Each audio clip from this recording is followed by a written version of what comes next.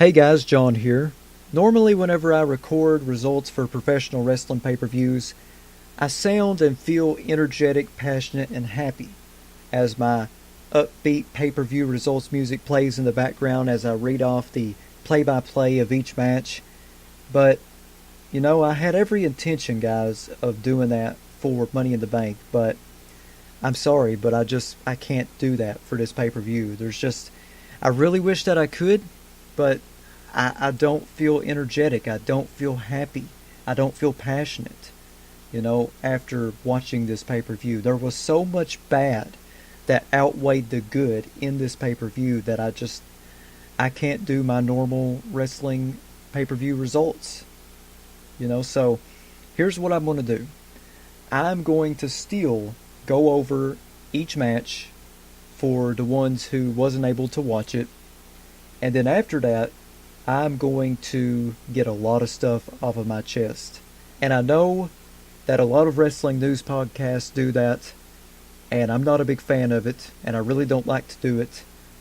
But this pay-per-view, I just gotta get stuff off my chest after watching this pay-per-view. So right now, let's do the important thing, something way more important than my opinion and my feelings, and that is the results of Money in the Bank 2019 for all of you fine and amazing listeners that tune in to me every single day and every single week, and for the great and fine listeners that wasn't able to watch this pay-per-view. So starting off, the WWE showed a graphic in memory of Ashley Mazzaro to open the pay-per-view, which was great and classy by WWE.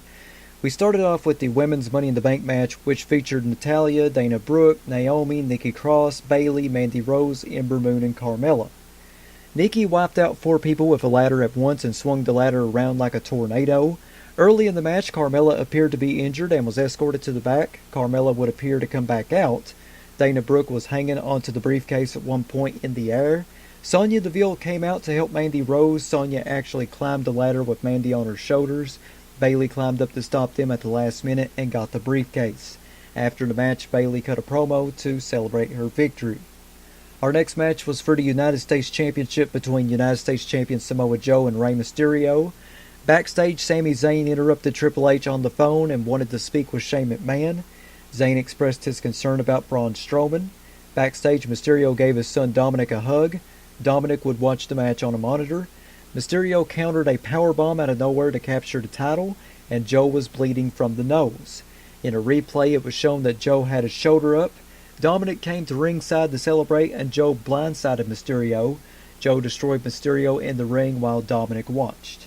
Our next match was the steel cage match between The Miz and Shane McMahon. Backstage, Braun Strowman was irate and looking for Sami Zayn. Greg Hamilton did the lengthy intro for Shane McMahon. Shane immediately tried to escape the cage right when the match started. The crowd did loud CM Punk and AEW chants during the middle part of the match. Shane attempted a coast-to-coast, but Miz countered into a figure-4 leg lock. Shane tried to escape through the door while in the hole, but Miz stopped him. Shane was able to drag a chair into the ring.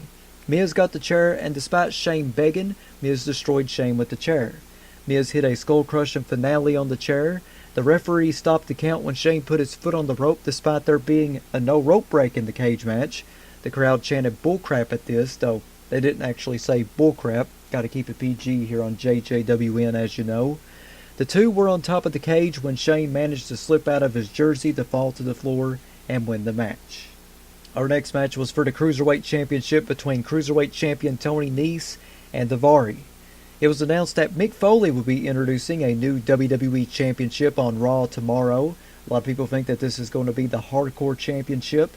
Backstage, Sami Zayn was shown hanging upside down. Daivari made his entrance with a fancy car, kind of in the same way as Alberto Del Rio. Nese retained with the running knee. Our next match was for the Raw Women's Championship between Raw Women's Champion The Man Becky Lynch and Lacey Evans. Backstage, Triple H said he's not going to let Braun Strowman take Sami Zayn's place in the Money in the Bank ladder match. Strowman denied that he had anything to do to Zayn. Triple H asked Strowman to leave the building, and Strowman said whatever, man, and left. It was announced that Zayn was taken to a local medical facility. Lacey came out with guns that shot out money. When Lacey was in control, she used her towel to wipe sweat and then shoved it in Becky's face. Lacey went after Becky's leg and rolled up Becky, however the referee didn't count. Becky got the disarm her on, and Lacey tapped right away. Shortly after successfully retaining the Raw Women's Championship, Charlotte Flair came out for her match against Becky Lynch for the SmackDown Women's Championship. Lacey Evans hit a woman's right on Becky. Becky still managed to roll up Charlotte, but Charlotte kicked out. Charlotte immediately hit the big boot and pinned Becky to win the women's title for the 9th time. Becky attacked Lacey after the match, but Charlotte helped Lacey.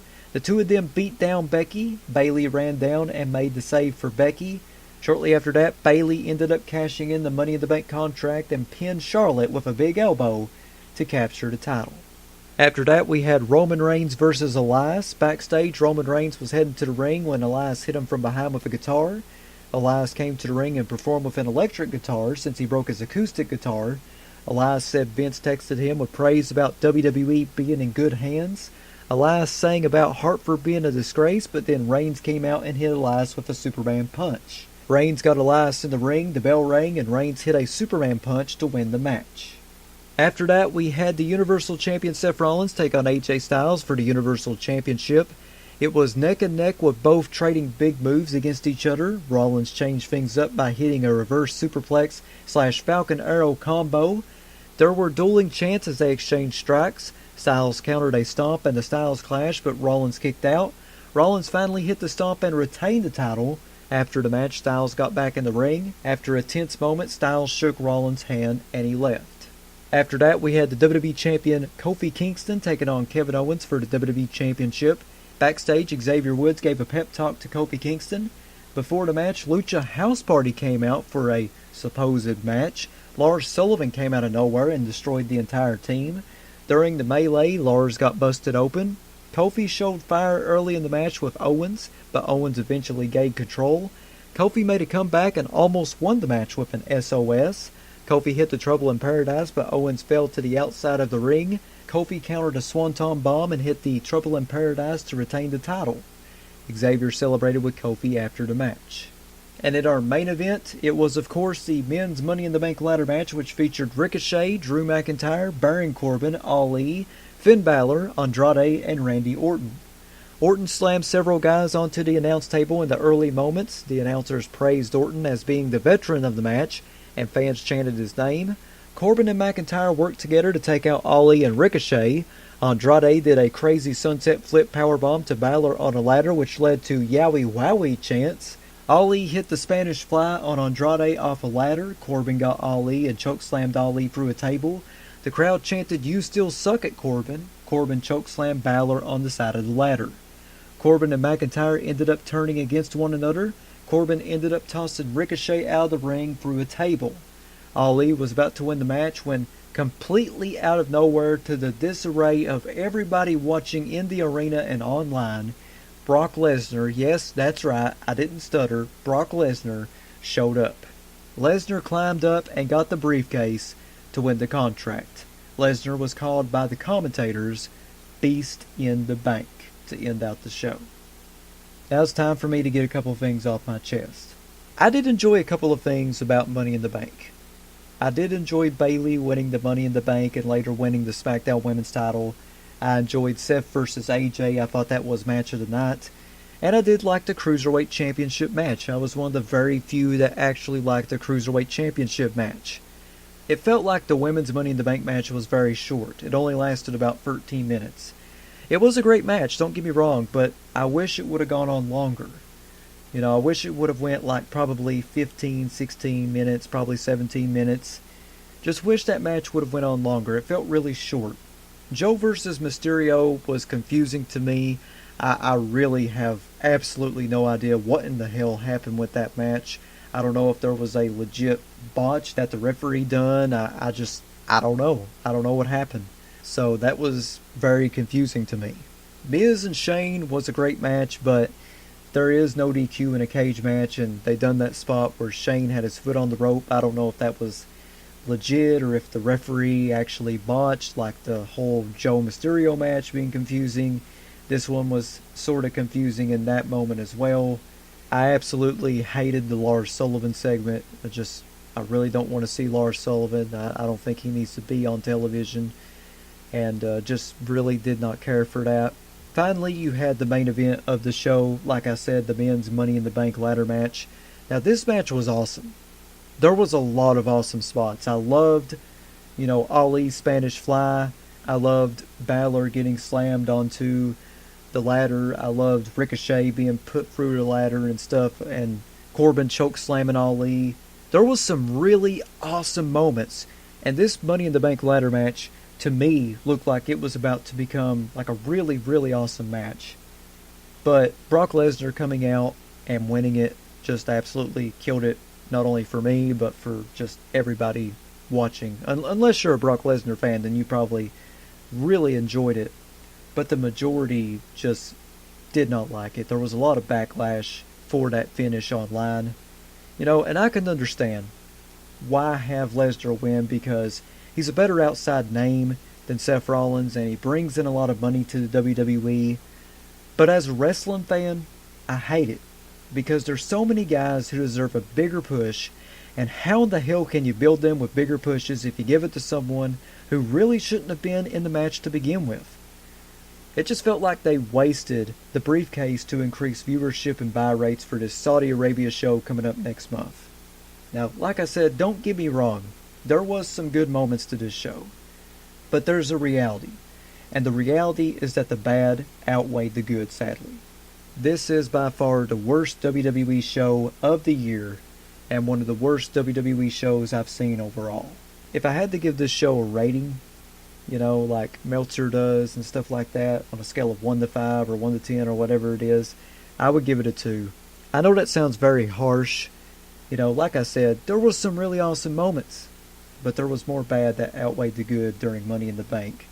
But that's just my opinion. My opinion really doesn't matter. You probably like this show, and if you did like this show, I ain't got nothing against you. I'm happy for you that you liked it. I just feel as though they wasted the opportunity. When they should have gave it to somebody like Drew McIntyre or Ricochet, Ali, Andrade, hell, even Baron Corbin or Randy Orton, anybody other than Brock Lesnar, in my opinion. But that's just me. That's just the way I feel. Like I said, it doesn't matter. What really matters is that all those guys went out there and they busted their butt for the crowd, and I respect them for doing that. And a big shout out and thank you to all the workers tonight for busting their butt for the crowd, even though the crowd didn't really care that much for the pay-per-view, and universally the fans didn't care that much for it either. I'm not going to sit back and absolutely decimate the workers and stuff, except for Lars Sullivan, because I don't like him. Because they went out there and they done the best of their ability, and they done a good job. So big shout out to all the workers tonight. I just really, really wish that the WWE does a hell of a lot better in their next pay-per-view. As of right now, on cagematch.net, Money in the Bank 2019 has a rating of 5.27, which I feel as though will get lower and lower because, like I said, there was a lot of online backlash through Twitter, through Facebook, social media, Discord, whatever, you name it, online. There was a lot of backlash for the show, so I think the reviews from the wrestling fans will be a lot more critical. Probably a lot more critical than mine, so we'll just have to wait and see. But that is the results of Money in the Bank 2019. Check back here tomorrow for another edition of Jammin' John's Wrestling News. Till then, this is Jammin' John saying thanks, goodbye, and I'll see you tomorrow.